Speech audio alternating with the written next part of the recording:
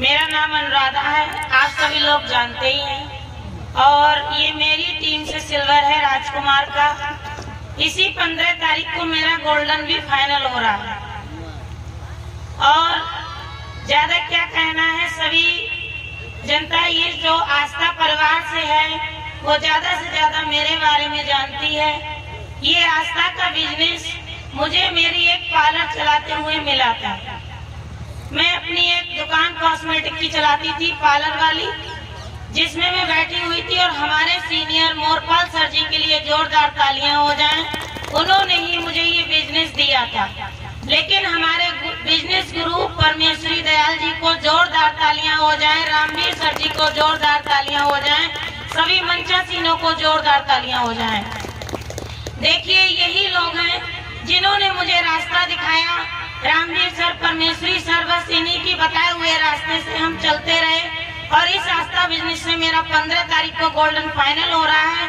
Plus मेरी इच्छा बस ये है 6 से 7 महीने में मैं अपनी टीम से इस तरीके से काम करवाऊंगी कि मेरी टीम जल्द से जल्द गोल्डन प्राप्त करेगी और मैं डायमंड।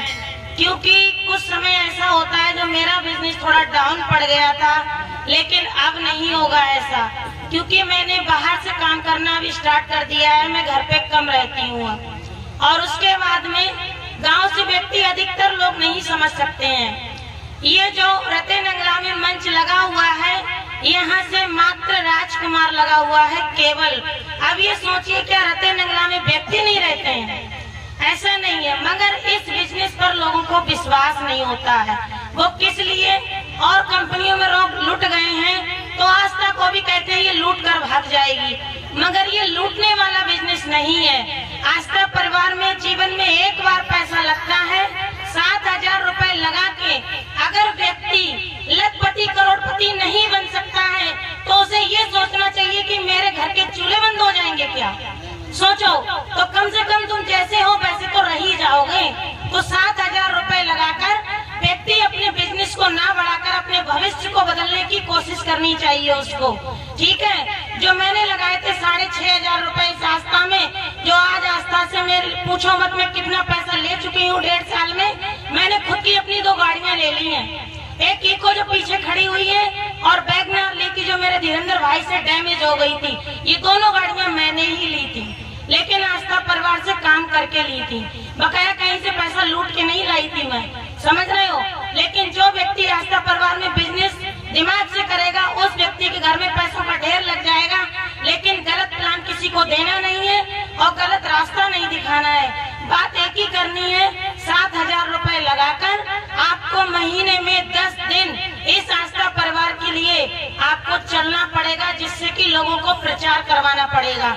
और देखिए आप लोग कैसे आगे बढ़ते हो, समझ रहे हो?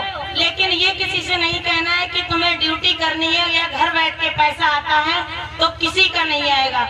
जो व्यक्ति ये सोचता है कि मेरे काम करने से मेरा सीनियर बढ़ रहा है, ये बात गलत है। क्योंकि मेरी भी टीम कम से कम अब 550 की होने वाली है, तो क्या मैं घर बैठी हूँ? लेकिन नहीं, मैंने तो अपना घर भी त्याग दिया है। मगर क्यों?